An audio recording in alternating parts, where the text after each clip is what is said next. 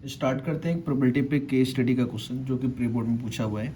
Question है, Raju goes to school daily either by bus और by cycle और by walking. From past experience it is known that the probabilities that he will be come by bus cycle and by walking are respectively 3/10, 3/5 and 1/10। आगे दे रखा है the probability that he will be late are 1/4, 1/12 and 1/3 if he come by bus, by walking and by cycle एटसेट respectively. ठीक है, उसका इसने बोला based on the above information answer the following questions. What is the probability that he will be late, और when he arrives he is late what is the probability that he come by walking. ठीक है जी, question हमारा ये है।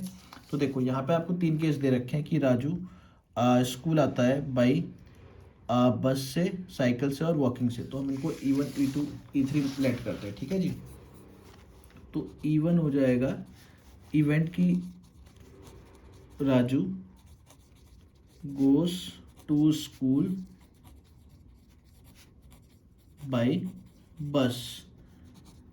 E2 हो जाएगा Raju goes to school by cycle. और E3 event हो जाएगा Raju goes to school by walking walking. ठीक है जी, अब इसके बाद इसने बोला है कि लेट होने के लिए, इसने बोला है यहाँ पे कि लेट होने की प्रोबेबिलिटी है 1/4 ये। तो हम ए इवेंट मान लेंगे कि राजू इज लेट। तो प्रोबेबिलिटी ए बाई E1 का मतलब हो गया कि राजू लेट होता है। लेट होने की प्रोबेबिलिटी अगर वो आता है बस से, तो इन्होंने दे रखी है सीक्वेंस यहाँ पे, कम बाई बस, वॉकिंग और बाईसाइकिल। देखो यहाँ पे इन्होंने सीक्वेंस चेंज कर दी। यहाँ पे पहले बस दे रखी है, साइकिल और वॉकिंग, और यहाँ पे पहले बस फिर वॉकिंग फिर साइकिल। तो उसका ध्यान रखेंगे हम लोग, है ना। तो प्रोबेबिलिटी A/E1 का मतलब हो गया कि बाई बस, तो इसने बस पहले नंबर पे दे रखा है तो आ गया 1/4। प्रोबेबिलिटी A/E2, प्रोबेबिलिटी A2 का मतलब है कि प्रोबेबिलिटी लेट होने की अगर वो आता है साइकिल से। तो साइकिल आपका थर्ड नंबर पे है, मतलब 1/3।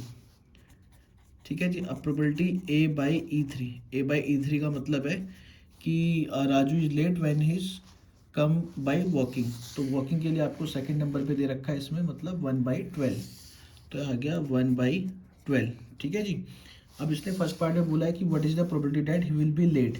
लेट मतलब एक ही प्रोबेबिलिटी पूछता है, तो ये आपका by using total probability concept से लिख लेगा। वो उसका फॉर्मूला होता है probability E1 into probability A/E1 plus का probability E2 into probability A/E2 plus का E3 इंटू में प्रोबेबिलिटी A/E3। वैल्यू पुट करेंगे, आएगा E1 इंटू E3 की वैल्यू। प्रोबेबिलिटी हमने लिखी नहीं ना, आपको डायरेक्ट दे रखी है। देखो ये दे रखी है, सीधा यहाँ लिख देता हूँ मैं। प्रोबेबिलिटी E1 हो गया आपका 3/10, और प्रोबेबिलिटी E2 दे रखा है आपको 3/5।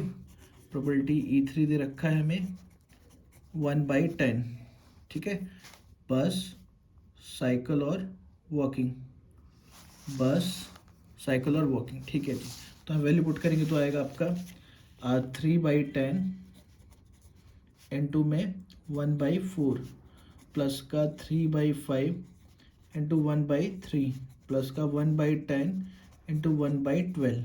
ठीक है जी, यहाँ से आपके पास आएगा 3/40 प्लस का 1/5 प्लस 1/120।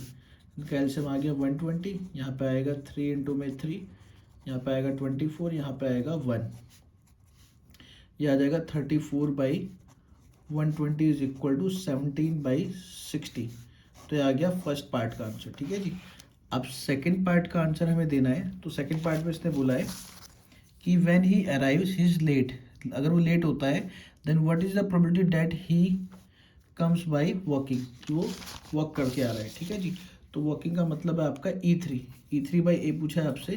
प्रोबेबिलिटी E3/A, तो by using Bayes theorem formula is probability E3 into में प्रोबेबिलिटी A/E3 होल अपॉन में प्रोबेबिलिटी ऑफ ए ही तो आता है, मतलब यही वाली वैल्यू तो आती नीचे, तो सीधा प्रोबेबिलिटी ए लिख देते हैं क्योंकि हमने कैलकुलेट किया हुआ है। तो प्रोबेबिलिटी E3 हो गया आपका 1/10, A/E3 हो गया हमारा 1/12 और होल अपॉन में 17/60, तो 0 से 0 गया, 6 से आ गया 2, तो आ गया 2 × 17 हो गया 1/34। यह आपका आ गया सेकेंड पार्ट का आंसर। ठीक है जी, और ये कंप्लीट है।